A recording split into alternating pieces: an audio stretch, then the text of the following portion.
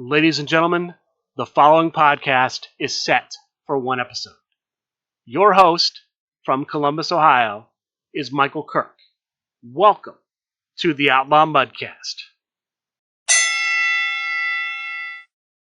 Hello and welcome to the Outlaw Mudcast, your digital audio dirt sheet for all things Supershow.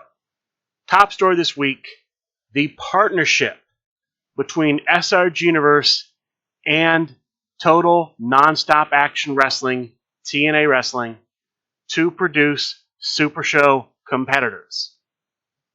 I'm recording this episode July 20th. Slammiversary, the pay-per-view hosted by TNA Wrestling, will be happening later tonight. I'm recording this earlier in the day. Slammiversary is tonight. As part of this partnership, two brand new Slammiversary branded competitors will be releasing. One of those I talked about previously, Mike Santana, formerly of LAX, formerly of Proud and Powerful. The other, viral internet sensation. He was at WrestleMania. He was in the Royal Rumble. If you say his name, he appears. Joe Hendry. Joe Hendry coming to Supershow the Game along with Mike Santana. This is a big signing. Mike Santana was a good signing. Joe Hendry is a big signing. This is maybe the biggest signing in recent memory for Supershow the Game. We have seen, at the time I'm recording this, the competitor cards for both. We have seen the finishes for Mike Santana. We have not seen the finishes for Joe Hendry. They may be released later tonight. We'll have to see. SRG Universe put up a post on their Facebook page. If 50 people comment hashtag Joe Hendry, they will release the finishes, spoil them. Last I looked, that threshold has not been met yet. The most obvious question on every Supershow player's mind, how can we get the Joe Hendry and Mike Santana competitor sets? In the original announcement, they were only going to be available in limited quantities at Slammiversary. So you had to attend Slammiversary to purchase them. So either you had to go, or hopefully someone who was going would buy them for you. And how many are available, we don't know. We don't know how long it will take for these to sell out. We don't know how much they're going to cost. There was a retail price suggested to TNA from SRG Universe.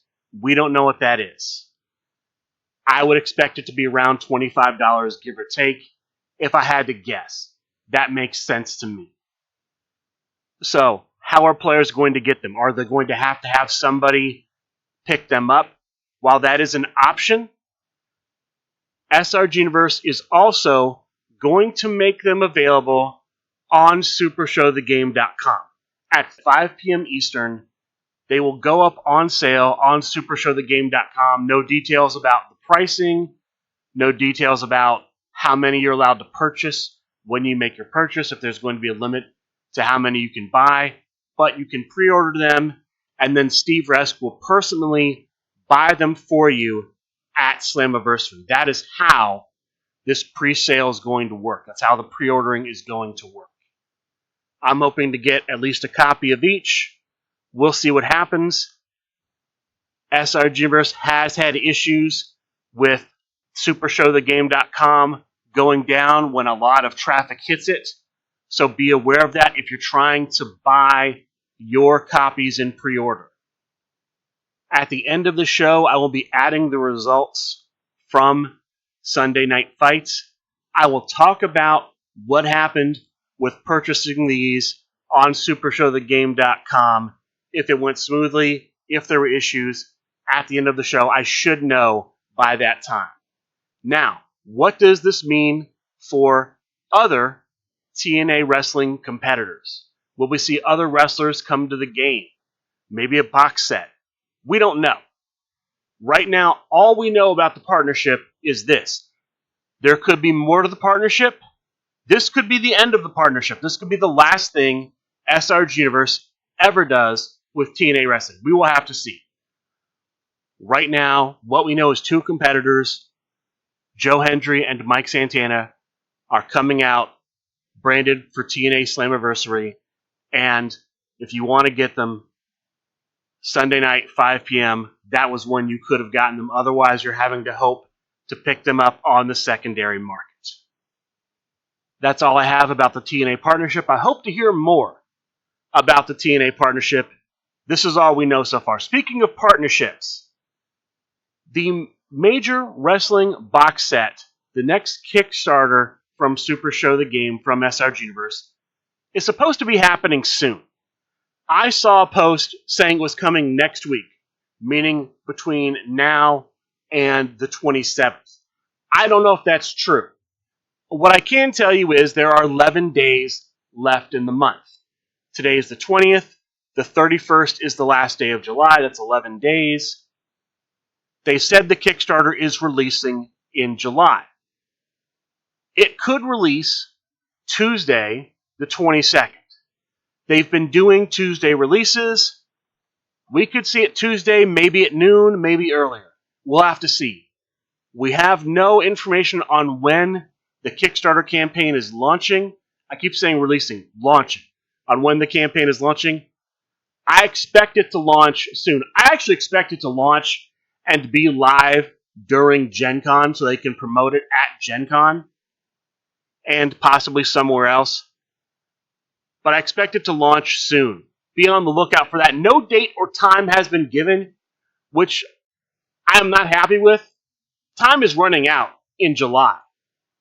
There's not a lot of time between now and when it's going to launch. So if you're definitely launching it in July, it kind of needs to be announced. Now, I mentioned partnerships a bit ago. There had been a partnership between SRG Universe and Ninth Level Games to co-promote the Major Wrestling box set and their wrestling-themed RPG, WrestleMania Symphony of the Fight. As I've reported since Origins, the WrestleMania campaign, the crowdfunding campaign, was moved to September. So they won't be doing a joint crowdfunding campaign. Now, will we see cross-promotion between these two, even though it's not going to be happening at the same time? I don't know. I don't know if the delay for the WrestleMania crowdfunding campaign has meant that there will be no partnership, or if it's just put a delay in the partnership. Nothing's really been clarified about the status of that partnership. We'll have to see what happens when the Kickstarter campaign launches. If we see some WrestleMania things in it, then maybe the partnership's still going on. If there's nothing, then maybe the partnership's off. We just don't know. Gen Con news. We have an official schedule for Gen Con. Last I looked, it is still not on Gen Con's website, but SRG Universe released their official schedule for events at Gen Con. Gen Con running Indianapolis, Indiana, Indianapolis Convention Center, or Indiana Convention Center. I'm not sure, but the major convention center downtown is where Gen Con's happening. It's where it's been happening for the past few years. Here's the schedule officially for SRG Universe events. Thursday, 5 p.m., there will be a singles tournament. World Division and Underworld Division competitors are booked. All other singles competitors legal, subject to 2020 vision. Friday, August 1st, 5 p.m., there will be a tag team tournament. Tag team partners will be assigned randomly. You won't go in and sign up as a tag team. You'll sign up as an individual. You'll be given a partner in the tournament.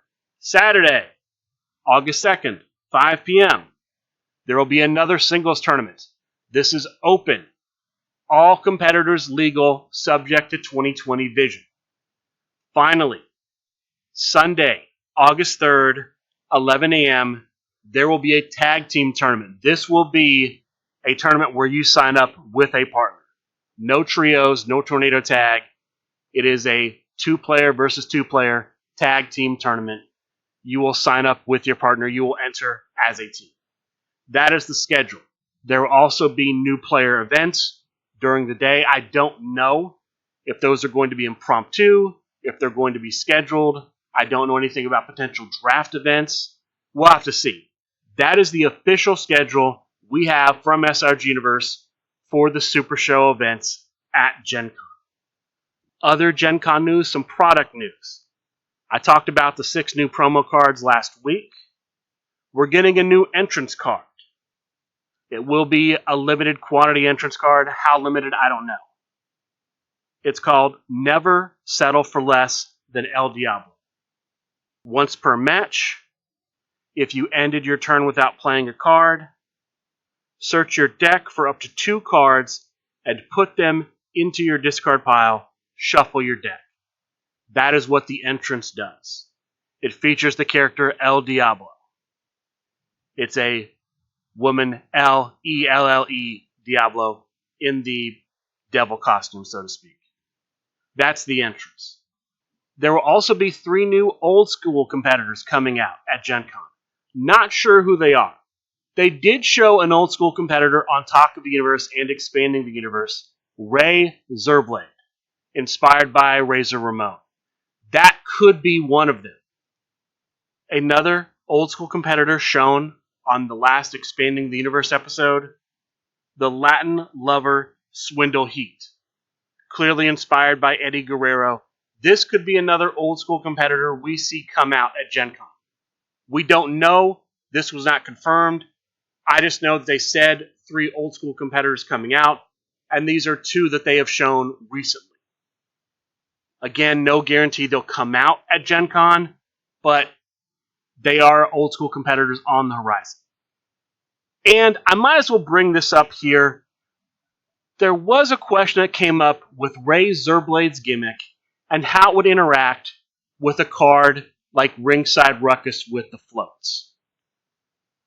So, Ray Zerblade's gimmick, as it currently exists, going from memory, is once per turn roll, when you would bump, you may discard 1 lead you have in play, and your turn roll is +1 instead.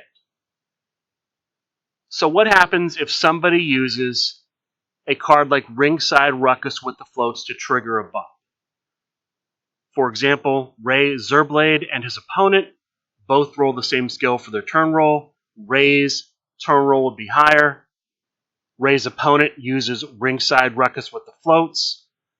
Twice per match, when you and your opponent roll the same skill for your turn roll, you may bump. He uses that to force a bump.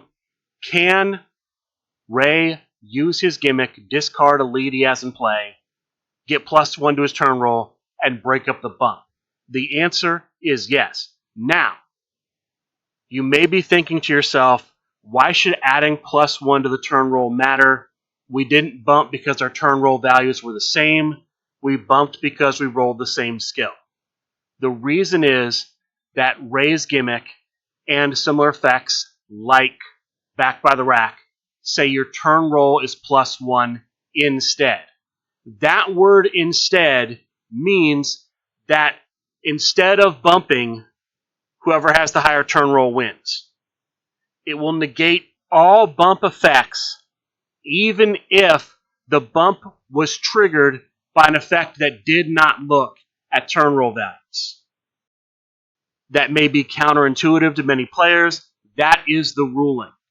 Because those effects use the word instead, they will cancel bumps even if the conditions that created the bump are still in place. So with the Ringside Ruckus, even though you both rolled the same skill for your turn roll, and that's why there's a bump happening, because the effect uses the word instead, it cancels out the bump effect.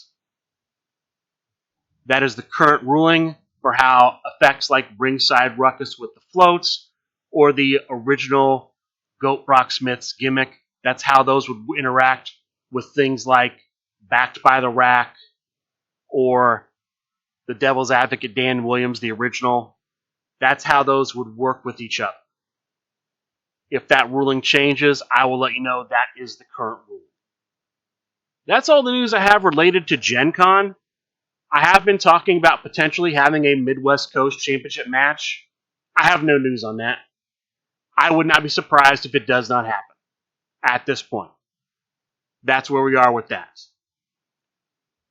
I have no new additional championship news.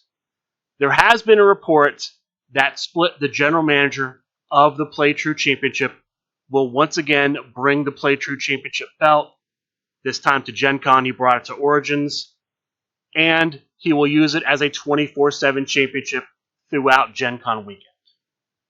Speaking of Gen Con weekend, there's another event going on Gen Con weekend. I talked about this a while back. We hadn't heard anything about it for a while. The same weekend as Gen Con, SummerSlam from WWE will be happening in Newark, New Jersey. Whenever you have a big WWE wrestling event, a lot of other wrestling companies, wrestling-related industries come to that city and they put on wrestling shows. They might have conventions, signings, things of that nature. One of those is WrestleCon. WrestleCon is a big autograph convention. From what I understand, the owner of WrestleCon is a fan of Supershow the Game. And so, at WrestleCon in Newark, New Jersey, that's a 2-day con taking place Friday, August 1st, Saturday, August 2nd. There will be Supershow.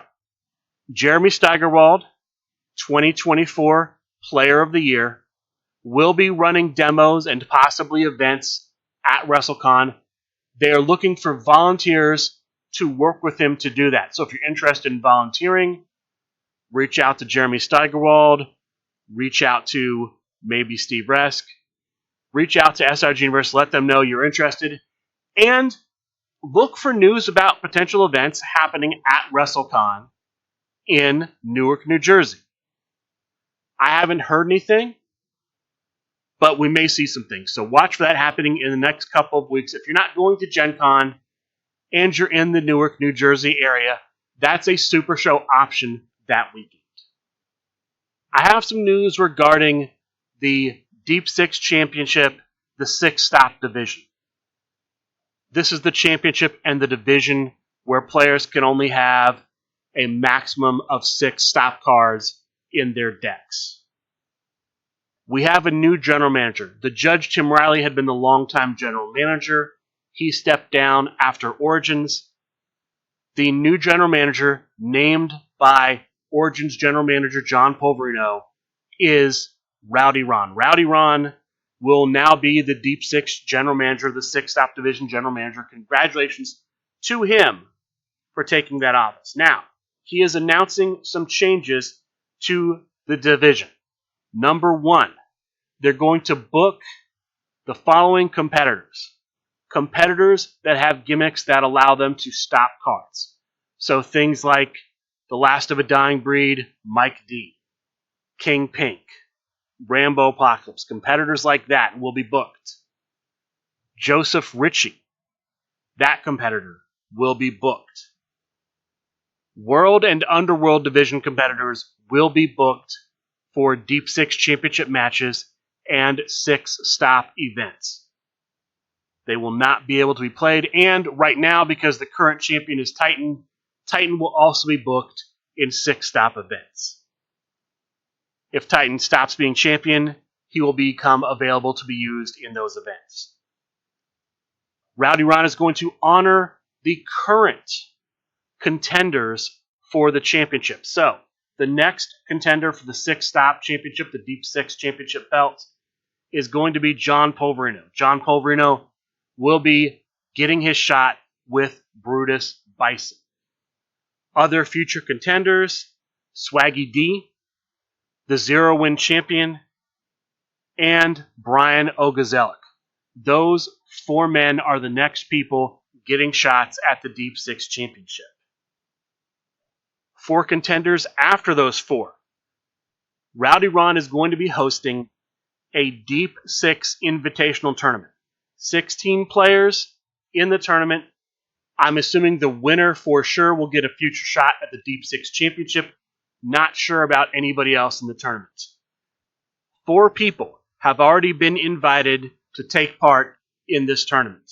Those 4 are Rambo Apocalypse, Brian, wait for it, Schmidt, El Hombre Cybernetico, and Candyman. We'll see who the other 12 are going to be. Those are the 4 we know about right now. This tournament is expected to start the week after Gen Con. One last thing. Traditionally, in 6-stop events and Deep Six Championship matches, only one stipulation has been used. The main event stipulation. Going forward, we will see other stipulations in 6-stop events and Deep Six Championship matches. So be aware of that. If you're going to be participating in those, it's not going to be just main event stipulation matches that you have to concern yourself with if you're playing in those events. That's the news about the Deep Six Championship. Congratulations once again to Rowdy Ron for becoming the new general manager over that championship and over that division. Now let's talk about the online tournaments and featured matches from this past week. I'll start Monday Night Fights. Brian, wait for it, Schmidt had it off. Chibi ran the event. It was a trios event. 4 players played in the trios event. It was a round-robin tournament. And then they cut to a triad finals match. In the triad finals, we had Colby Cram playing as the higher class, the Grump Willy Bully version of the higher class. We had him versus Zach Ashley playing as Team Valiant, not sure which version of Team Valiant, versus Jokerfish playing as the SRG Universe trio. The winner of the trios event, the chosen one, Colby Cram. Congratulations to Colby Cram for winning Monday Night Fights. Wednesday, we had Wednesday Night Ignite on the Big Picture Premium Twitch channel. I was not able to watch this. I do have the results of the matches. In the opening match, we had Elder Dan playing as Swaggy D, taking on the GOAT Brock Smith playing as the Defector. This match does not go past crowd meter 0. The winner, Elder Dan. Congratulations to Elder Dan for the victory. The second match of Ignite was for a shot at the AC Online Championship. We had Commissioner Drew Madsen playing as the Hammer version of D2, and we had the Possum King playing as Alexander Slamilton. This match also doesn't go past crowd meter 0. The winner here, getting a future shot at the AC Online Championship, Commissioner Drew Madsen. Congratulations to the Commissioner for winning the final match of Wednesday Night Ignite and getting that title shot. Thursday, we have Chibi's Thursday Night Fights. This will be the last Thursday Night Fights episode until after Gen Con. After Gen Con, we will have Thursday Night Fights episode 200. For this week's Thursday Night Fights, we had 8 players, group stages, 2 groups, 4 players per group. Each player played the other 3 in the group. Top 2 records per group advanced to the top cut. In the semifinal round, all of the matches were steel cage matches. The finals was a dark match. There was a third place match. I don't know if that was also a dark match. Your top 4 end up being in 4th place, playing as Fae Dragon, HR. In 3rd place, playing as Sticky the Salamander Sailboat, the Chosen One, Colby Cran. In 2nd place, playing as Cruel, the Foreman, and the winner of Chibi's Thursday Night Fights, playing as, I believe, the new version of the Rising Sun, Zach Ashley. Congratulations to Zach Ashley for winning Chibi's Thursday Night Fights. We also on Thursday had a defense of the Deep South Tag Team Championship. The challengers, Aegis and Augury. Matthias, son of Zeus, playing as Helen. Everyone's Enemy, Joel Williams, playing as Princess Anika.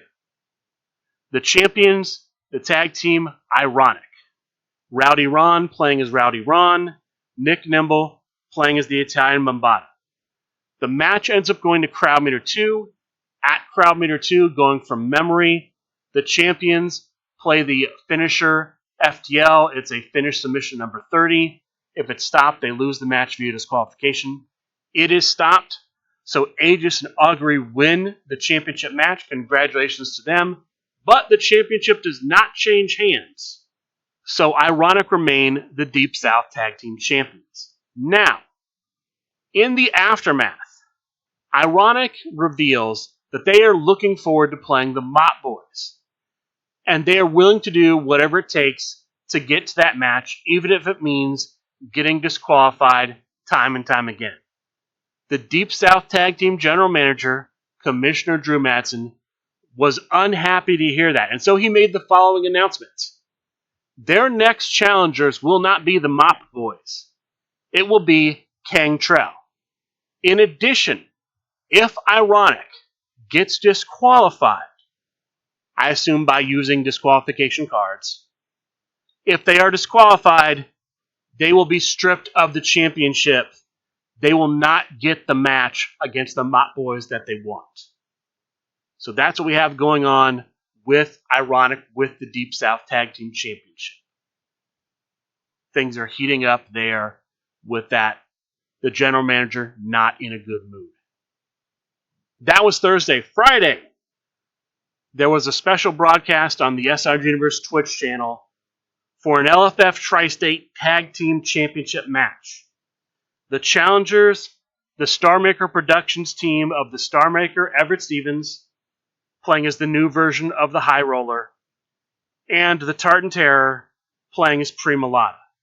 The champions, Jersey Fresh, Matty Bar 1 playing as Johnny Eldorado, Johnny Eldorado playing as the winning ticket. This was a New York Rules match. It starts at crowd meter 1.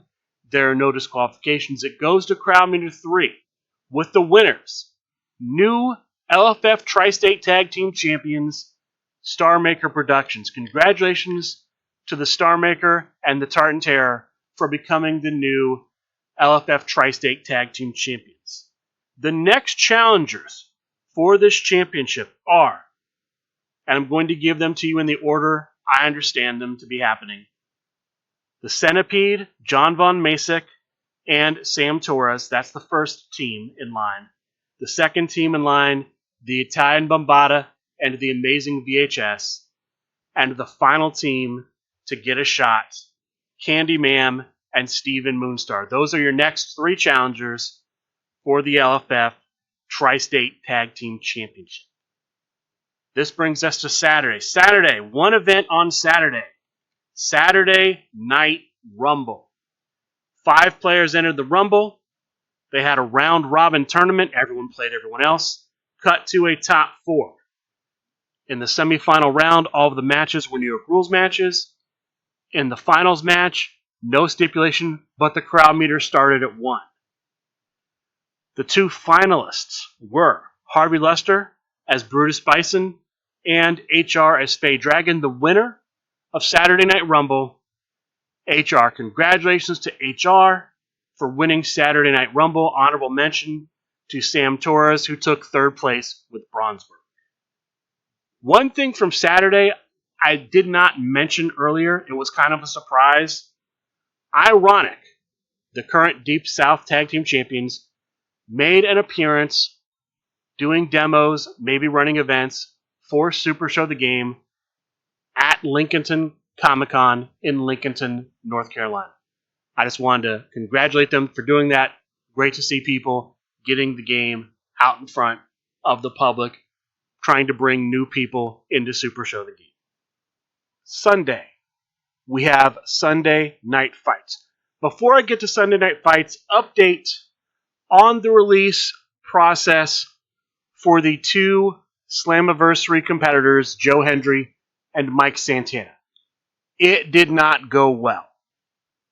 The cards were supposed to release Sunday, July 20th, 5 p.m. Eastern. They don't release on the website. After 5 minutes, we get a message from General Manager Clace. They haven't even been put on the website. And they ask people to stop checking the website until they can get it put up. I don't know why they weren't able to get this put out on time. I don't know why they didn't communicate to the community, put it on their SRG Universe Facebook page, put it in the SRG Super Show discussion group on Facebook. Let people know there were difficulties. Hold on. I feel like with the communication, if they would get in front of problems, it would be better than getting behind problems. Eventually, they announce that the release is going to happen at 6:30 p.m. Eastern instead. And 5 minutes after that, they release it on the website. So if people saw the 6:30 post and moved on, they may have missed it. I was very unhappy with that. That was not good for them to do that. If they changed it and announced it at 6:30, they should have stuck to that. Once you make that, I don't think you should immediately go back. And if you're going to move it earlier, you can't move it 5 minutes after your announcement. You have to give people time to see that it was updated. So I wasn't happy with that announcement. As far as the actual ordering process, they still have problems with too much traffic on the website at one time. We saw this the last time there was something limited put on supershowthegame.com. That was the Cookies Fortune Tournament spots. We saw it again here. I don't know that it was as bad as the Cookies Fortune. I don't remember seeing people saying for hours upon hours that they could not get in. I did see people basically waiting over an hour from the time it went live until they were actually able to buy the competitors they wanted to get. So it was better in that regard.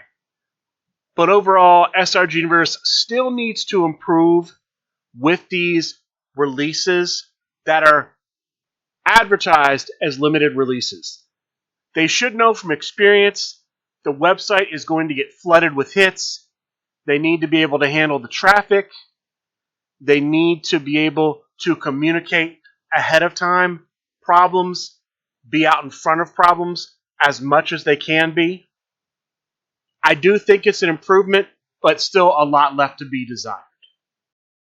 The competitor cards were $25 a piece for each competitor set. The Joe Hendry set, $25. The Mike Santana, $25. Last I looked, they did not sell out on the website. Now, I don't know what happens if, say, after Slammiversary, people purchase the items on the website. If they are not taken down, we'll have to see. That's something that could be a problem if those listings aren't taken down in a timely fashion. That's all I have about the Joe Hendry and Mike Santana competitor card releases, competitor set releases. It's the full 3 finishers and the competitor card. They did reveal what Joe Hendry's finishers do. Pretty good from what I saw. On to Sunday Night Fights. One match on the match card for Sunday Night Fights. A match for the LFF Underworld Championship. The challenger, Ricky Riot, playing as the master strategist. The champion, the Starbreaker, Trey Cantrell, champion with the phenomenal son, Nicola Mine. Early on, I would say the champion had the advantage, able to hit the first couple of finishes. Ricky Riot able to kick out. The match gets pushed all the way to Crowd Meter 3. The winner at Crowd Meter 3, new champion, Ricky Riot. Congratulations to Ricky Riot for becoming the new LFF Underworld Champion. It's possible we could see Ricky Riot defend at Gen Con. Brian Wait For It Schmidt, part of the Faction Wars winning team, Crime Wave winning faction, may use an Underworld Championship shot that the faction earned from winning Faction Wars to challenge for the championship at Gen Con. We will see. That was Sunday Night Fights. Afterwards, we had some announcements about upcoming tournaments. Monday Night Fights this week should be a hardcore division tournament. Wednesday, they're going to have Talk of the Universe. After Talk of the Universe, there will be an Underworld Contender Tournament match, the GOAT Brock Smith versus the SRG Boss. Stacked Card will be Wednesday night on the Big Picture Premium Twitch channel. Dojo Tuesday night, twitch.tv/SRG Universe. Expanding the Universe on Thursday. Chibi, I believe, is going to have a Boss Righty beatdown this Thursday. And then next week's Sunday Night Fights should include an LFF Tag Team Defense. The new Hotness will challenge champions the Grump and Colby Cram for the championship. The Goat Brock Smith will attempt to defend the LFF Triad Championship against Chris Tapley and the Hidden Threat Matt Hass in a Triad match. And then we should have a defense of the LFF World Heavyweight Championship. Loudmouth Leo Larynx will challenge the prize fighter Simon Dabner, the current champion, for the championship. That's what we should have next week regarding featured matches, events, and other Super Show related shows, outside, of course, of the Outlaw Mudcast every Sunday. One last announcement. The next challenger for the Intergalactic Championship, held by Zach Ashley, will be Candyman. No date and time yet for that, but she will be the next challenger for the Intergalactic Championship. With that being said, that is going to do it for this week's episode of the Outlaw Mudcast. I would like to thank all of you for listening, and good day.